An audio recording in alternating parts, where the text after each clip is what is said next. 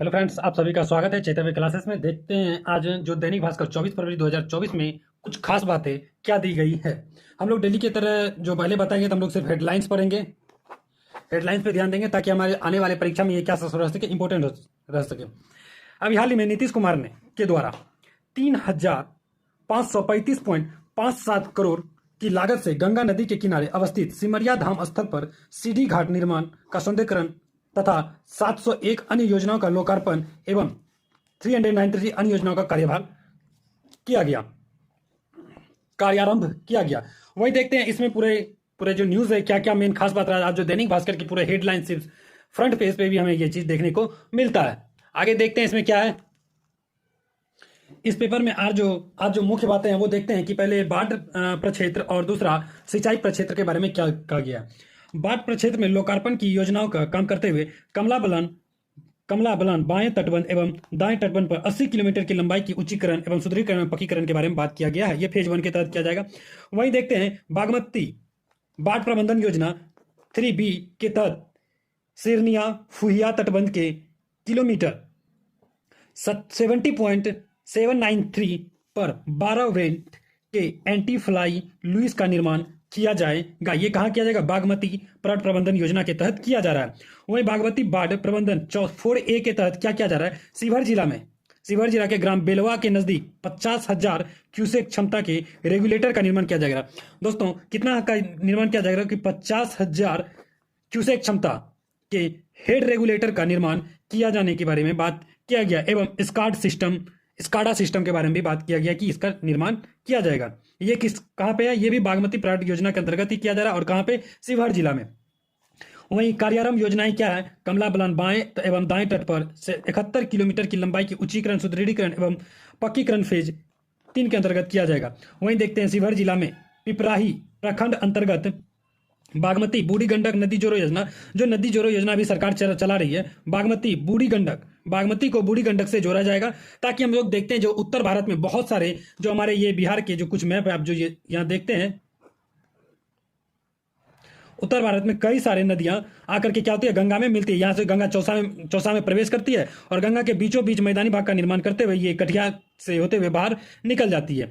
तो जिसके अंतर्गत हम लोग यहाँ देखते हैं गंडक, बूढ़ी गंडक, बागमती, कमला बलान, कोसी और सबसे इधर में जो हम लोग देखते हैं बागमती नदी देखने को मिलता है, जो कि बागमती नदी बिहार के इस एरिया से आकर के मिलता है इसमें।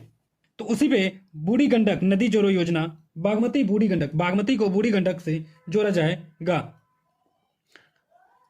वहीं देखते हैं आगे क्या कहा गया है के अंतर्गत बेलवा मणिपुरा चैनल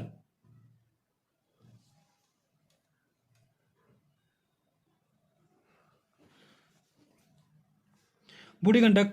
आगे देखते हैं समस्तीपुर जिला अंतर्गत जो समस्तीपुर है वहां पे बागमती शांति धारा और बूढ़ी गंडक लिंक योजना चलाया जा रहा है। वहीं गंडक अकाली नाला गंडक माही गंगा नदी जोड़ो योजना, यानी कि गंडक को माही से, माही को गंगा नदी से जोड़ने के बारे में बात कही गई है। वहीं 2024 पूर्व कराए जाने 2024 के पूर्व, यानी कि 2024 खत्म होते होते तक में इसे पूर्ण कराने जाने की बात की गई है और अलग से 5 योजना और भी इसमें शामिल है। देखते हैं कि सिंचाई क्षेत्र के अंतर्गत क्या बात कही गई है। लोकार्पण के जरिए हर खेत तक सिंचाई का पानी, यानी कि सरकार का योजना है कि जितने भी खेत हैं उन खेतों तक सिंचाई का पूरी तरीके से पानी का उपलब्ध कराया जाए, क्योंकि आप जानते हैं कि फसल उत्पादन में सिंचाई का बहुत ही महत्वपूर्ण योगदान रहता है। वहीं नालंदा जिला अंतर्गत चंडी प्रखंड में दयालपुर के पास मोहाने नदी की चिरैया नदी से ये जो है आप देख रहे हैं मोहाने नदी को किससे जोड़ेगा? चिरैया नदी से जोड़ने के बारे में बात कहा गया है। ये जो नालंदा है, नालंदा बिहार के उत्तर में दक्षिण भाग में पड़ता है। बिहार के इस एरिया में ये नालंदा पड़ता है, बिहार के दक्षिण भाग में, यानी कि आप सीधा सा बोल सकते हैं गंगा नदी के दक्षिण में। वहीं गया जिला अंतर्गत बोधगया प्रखंड में मोहना नदी पर, बोधगया में क्या बना रहा है? मोहना नदी के ऊपर बतसपुर वियर के साथ हेड रेगुलेटर, यहाँ भी एक हेड रेगुलेटर निर्माण एवं मेराटाल पईन एवं इससे निश्चित वितरण प्रणालियों का पुनर्स्थापन एवं आधुनिकीकरण की कार्य करने की बात कही गई है। और इसके अलावा 9 अन्य योजनाएं हैं। ये जो गया है, ये गया भी इस साइड पड़ता है और ये गया हमारा झारखंड के साथ सीमा साझा करता है। वही देखते हैं कि कार्यारंभ योजनाएं क्या क्या। हर खेत तक सिंचाई तक पानी के लिए 279 योजनाएं चलाई जा रही है। सोन नहर प्रणाली के अंतर्गत पूर्वी लिंक नहर के 0.00 किलोमीटर से 10.20 किलोमीटर तक की पुनर्स्थापन लाइनिंग कार्य के बारे में बात कही गई है। सोन नदी कहाँ पे है आप देखते हैं कि एक बार और फिर बिहार का मैप बनाते हैं, तो ये जो है ये कर्मनासा नदी, और कर्मनासा नदी की इधर आसपास होते हुए यहाँ पे सोन नदी गंगा से जाके पटना में मिलती है। इसके बारे में बात कही गई है।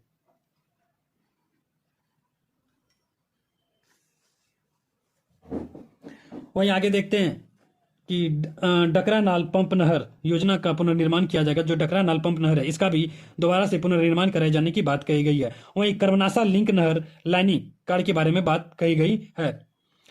बलवा घाट बराज सह सिंचाई योजना के अंतर्गत 0 से किलोमीटर से 4.5 किलोमीटर तक की दाहिनी नहर का निर्माण कराए जाने की बात कही गई है। इसके अलावा 8 अन्य योजनाएं इसमें शामिल है। देखते हैं कि विजय कुमार सिन्हा जो माननीय उप मुख्यमंत्री है बिहार के, और सम्राट चौधरी ये भी उस जगह पे अवस्थित थे जब इसका शिलान्यास किया जा रहा था। आगे देखते हैं अगले पेज पे क्या है। तो देखते हैं इसमें सबसे मुख्य बात है जो ये बात कही गई कि समुद्र के नीचे देश की पहली ट्यूब रेल टनल का निर्माण शुरू कर दिया गया। अभी हाल ही में Mumbai Ahmedabad high speed corridor bullet train के लिए महाराष्ट्र में बांद्रा कुर्ला कॉम्प्लेक्स और सिलफाटा के बीच सुरंग का निर्माण शुरू किया गया। और रेल मंत्री इसमें अश्विनी वैष्णव, जो भारत के जो रेल मंत्री अश्विनी वैष्णव ने शुक्रवार को विक्रोली में ब्लास्ट कर खुदाई का शुभारंभ किया। कहां पे ब्लास्ट किया गया? विक्रोली में। इस टनल के अंतर्गत लगभग 21 किलोमीटर टनल का निर्माण किया जाएगा, जिसमें कि 7 किलोमीटर हिस्सा समुद्र के नीचे से जाएगी। इसमें 3 टनल में 3 तल होगा, जो कि सबसे निचले तल में ट्रेन चलेगी। इस टनल के अंतर्गत कितने तल का निर्माण किया जा रहा है? 3 तल का, जिसके अंतर्गत क्या कहा, सबसे निचले तल पर ट्रेन चलेगी। और उन्होंने कहा कि कॉरिडोर के सूरत बलीमोरा सेक्शन पर अगला अगस्त 2026 तक बुलेट ट्रेन दौड़ाने की इसमें बात कही गई है। वहीं इसमें बात किया गया कि सूरत के अंदर जो ट्रेन है लगभग 320 किलोमीटर प्रति घंटा की स्पीड से दौड़ेगी। वहीं आगे देखते हैं जो एक और मुख्य बात है, पूर्व लोकसभा अध्यक्ष मनोहर जोशी का निधन हो गया। ये महाराष्ट्र के मुख्यमंत्री भी रह चुके हैं। 1995-99 में ये महाराष्ट्र के सीएम रह चुके हैं। आगे देखते हैं कि किसान आंदोलन का 11वां दिन क्या बात रहा। किसान आंदोलन, अब यूटर्न किसान नेताओं पे रासुका का फैसला वापस लिया गया। इसमें हम देखते हैं कि कई सारी बात को सामने के रखा गया। सबसे पहले हरियाणा सरकार ने राष्ट्रीय सुरक्षा कानून के तहत कार्रवाई करने का फैसला लिया था, और इसके साथ ही कुछ ही समय में 12 घंटे के बाद इस फैसले को वहां वापस लेना पड़ा। इसमें और कहा गया कि 62 वर्षीय किसान दर्शन सिंह का हार्ट अटैक से मौत हो गई, और शुक्रवार को शंभू बॉर्डर पर किसान ने काला दिवस मनाया। याद रखिएगा, शुक्रवार को किसान ने काला दिवस मनाया। वहीं खनौड़ी बॉर्डर पर 22 वर्षीय शहीद किसान शुभकरण के परिवार को पंजाब ने 1 करोड़ रुपए की आर्थिक सहायता देने का ऐलान किया। और उसके साथ ही उसके घर की जो एक बहन है उसे एक सरकारी नौकरी देने की बात कही गई है। इसके साथ ही हम और जो मुख्य बातें देखते हैं कि ये मामला सुप्रीम कोर्ट तक पहुंचा। सुप्रीम कोर्ट ने कहा कि दिल्ली तक आने का जो बॉर्डर को सील किया गया इसे खोल दिया जाए, क्योंकि किसानों का ये अधिकार है कि वे सही तरीके से अपने अधिकार की मांग सरकार से करे। और उन्होंने कहा कि इससे सरकार उन्हें रोकने की कोशिश ना करे। वे अपने मांग आराम से, इस लोकतंत्र देश में वो अपने मांग को अच्छे से रख सकते हैं। वही देखते हैं कि हरियाणा बजट किसान ने, हरियाणा के जो मनोहर लाल खट्टर सरकार ने किसान आंदोलन के बीच एक बड़ा ऐलान कर दिया गया। इन्होंने अपने ऐलान में कहा कि किसानों को जो ब्याज के तौर पे कर्ज दिया गया वो ब्याज माफ कर दिया जाएगा। याद रखिएगा, किसान को कर्ज पर ब्याज माफ करने की बात कही गई है, सिर्फ ब्याज माफ करेगा। और साथ ही में इसके साथ साथ उस ब्याज पर जो कई दिनों से वो नहीं चुका पाए थे उसके एवज में उसे पेनल्टी लगी थी, उस पेनल्टी को भी माफ करने की बात कही गई है। लेकिन सबसे मुख्य बात ये कर्ज पर ब्याज माफी सितंबर 2023 तक लिए गए कर्ज पर होगी, यानी कि जो सितंबर 2023 तक कर्ज लिया गया उसी पे ब्याज की माफी की जाएगी। बाकी उसके बाद जो है उसका भी कुछ प्रावधान के बारे में बात नहीं कर सकते हैं, आगे देखेंगे जब कुछ आएगी खबर। अभी हाल ही में देखा गया है कि 50 साल बाद अमेरिका दूसरा देश ऐसा सामने नजर आ रहा है कि जो भारत के दक्षिणी छोर पर ये अपना मिशन को लैंड कराए हैं। जहां पे हमारा चंद्रयान 3 विक्रम लैंडर उतरा उसी के आसपास ये भी लैंड किया। देखते हैं, भारतीय समय के अनुसार 4:50 पर चंद्रमा के दक्षिणी ध्रुव पास मालापाट ए नामक क्रेटर में उतरा। यह वही हिस्सा है जिसके करीब 2023 में हमारा चंद्रयान 3 विक्रम लैंडर उतरा था, सेम हिस्सा है। इसमें और जो मुख्य बातें दिया गया, 1972 में चांद पर अपना अंतिम मिशन अपोलो 17 भेजा था अमेरिका ने, इसके बारे में बात कही गई है। और इस सैटेलाइट को नासा के सहयोग से ह्यूस्टन की इंस्टीट्यूटिव मिशंस नामक निजी कंपनी ने बनाया है। दोस्तों, अभी हाल ही में बिहार के मुख्यमंत्री ने ऐलान किया कि बाकी राज्यों की तरह हम बिजली में यूनिट की फ्री में नहीं देंगे। इसके लिए हम कुछ एवज पैसे लेंगे और उसके साथ साथ ही हम उस पैसे पे क्या करेंगे, उसे ऋण के तहत उस पैसे को लौटाने की कोशिश करेंगे। इन्होंने कहा है कि हम दूसरे, जैसे कि दिल्ली में 200 यूनिट बिजली फ्री है, झारखंड में 125 यूनिट, वहीं राजस्थान भी अभी बोला गया है, राजस्थान सरकार की तरफ से हम बिजली कुछ यूनिट मुफ्त में देने का ऐलान करेंगे। वहीं मुख्यमंत्री नीतीश कुमार ने अपनी इस एक अच्छे, आप देखा जाए तो इस न्यूज को पढ़ने के बाद आपको समझ में आएगा क्या बात कहा गया। तो उनका कहना है कि स्मार्ट प्रीपेड मीटर उपभोक्ताओं को बैंक से भी ज्यादा ब्याज मिलेगा। 2,000 रुपये की अधिक का रिचार्ज करने पर ब्याज दिया जाएगा। सरकार का कहना है कि आप रिचार्ज करिए, आप जो रिचार्ज से बिजली आपको मिलेगी, जैसे कि 2,000 का हम अपना सोचिए फोन में हम रिचार्ज कराते हैं तो वो तो हमारा पैसा चल जाता है, हमें वापस नहीं मिलता है। लेकिन सरकार का कहना है कि आप अगर 2,000 का रिचार्ज करते हैं तो हम इस 2,000 पे आपको बिजली तो दे ही रहे हैं उतने मंथ के, जितने मंथ के लिए है, लेकिन साथ साथ में इस 2,000 का हम धीरे धीरे आपको इंटरेस्ट के तौर पर पैसा हम देंगे, इस 2,000 का इंटरेस्ट देंगे। आप देख सकते हैं 2,000 रुपये अधिक का रिचार्ज करने पर ब्याज मिलेगा और इसे एनबीपीडीसीएल एवं एसपीडीसीएल द्वारा मीटर रिचार्ज बैंक से अधिक ब्याज देने की घोषणा की है। 2,000 रुपया पे 2.70 पैसा, अगर 2,000 जमा करते 2.70 पैसा ब्याज देने की बात कही गई है प्रोत्साहन के तौर पर। वहीं देखते हैं अगर 3 महीना का हम रिचार्ज करते हैं, कितना 3 महीना का रिचार्ज कर एक बार में करते हैं तो 6.75%, कितना 6.75% ब्याज हमें मिलेगी। वहीं 3 से 6 माह का रिचार्ज करते हैं, 3 से 6 माह पे 7% रिचार्ज के बारे में बात किया गया है, और वहीं 6 माह से ज़्यादा का करते हैं तो 7.25% हमें मिलेगी।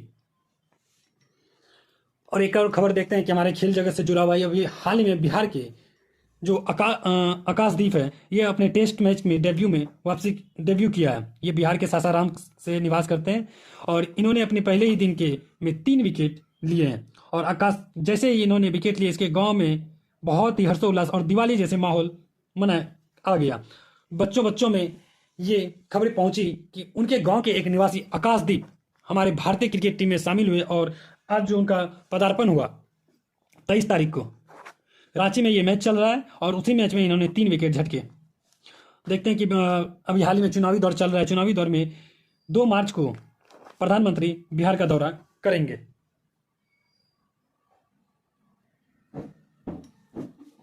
देखते हैं इस पेज में कुछ खास क्या है। राज्यपाल ने थाईलैंड के वाटपो में भगवान बुद्ध की प्रार्थना को अर्पित किया।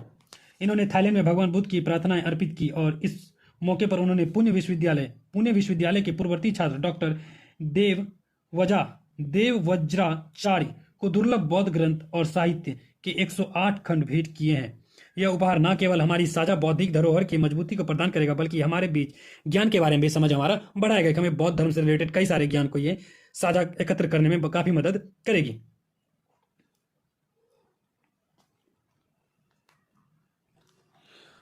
वहीं आज के कुछ खास न्यूज में जो हम देखते हैं, स्टूडेंट क्रेडिट कार्ड से रिलेटेड कुछ बात दी गई है और बिहार सरकार के तरफ से कहा गया कि हम मठ मंदिर की जमीन लगभग 3 माह में अतिक्रमण को, जो भी मठ और मंदिर के लिए जमीन का पहले उल्लेख किया गया कि ये मंदिर पे मठ बनेगा, कोई मंदिर बनेगा, और आज उस जमीन पे अतिक्रमण कर लिया गया है, इस अतिक्रमण को लगभग 3 माह के अंदर मुक्त करने की बात कही गई है।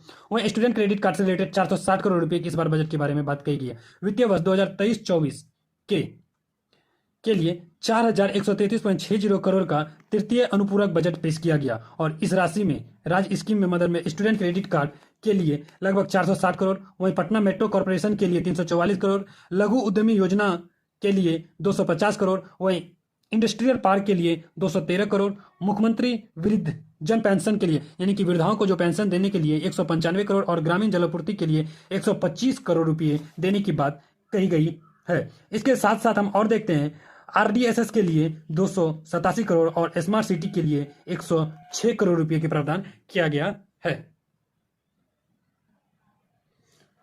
अभी हाल ही में महिला आईपीएल का जो सीजन 2 है, WIPL women's IPL Indian Premier League, इसका दूसरा सीजन का लोकार्पण किया गया। ये जो कहाँ पे किया गया, ये चेन्नई में किया गया।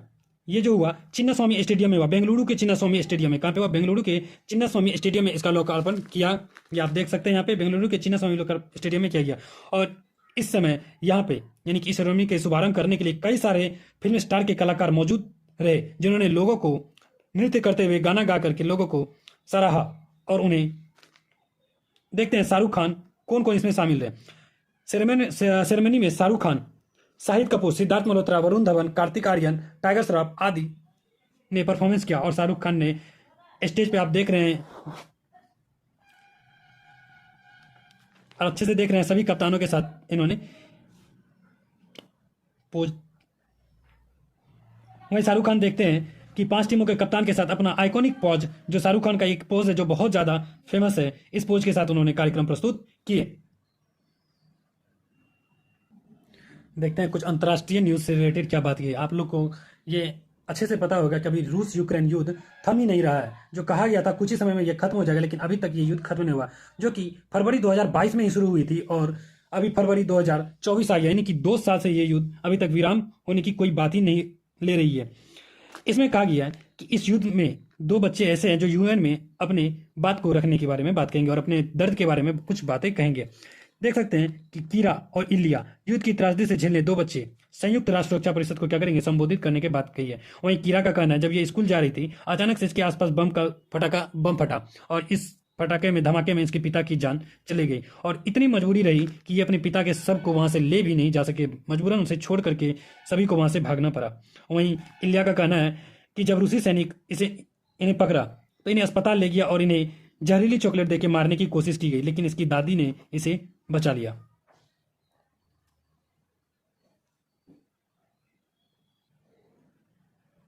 वहीं एक और अंतर्राष्ट्रीय न्यूज देखते हैं कि अभी हाल ही में चीन में एक डैम बनाया जा रहा है, जो कि ये कहाँ पे स्थित है, गार्जे तिब्बती स्वायत्त प्रांत में डेगे काउंटी, वो बोंग वुडिंग टाउनशिप की सड़कों पर स्थानीय निवासियों ने इसका क्या क्या रोक किया, ये जो डैम बनाया जा रहा है।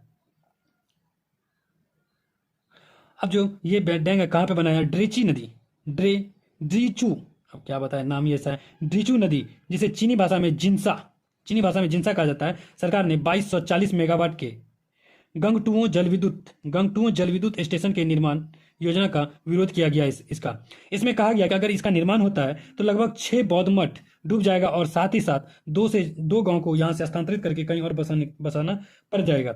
इसी कारण से 14 फरवरी को बौद्ध मठों के जो कई सारे भिक्षुक हैं वो विरोध करने पर उतर आए और इसमें चीनी सेना का करारा जवाब देते हुए चीनी सेना ने बहुत ही क्रूरतापन देते हुए 100 से अधिक तिब्बती बौद्ध को उठा करके जेल में डाल दिया है।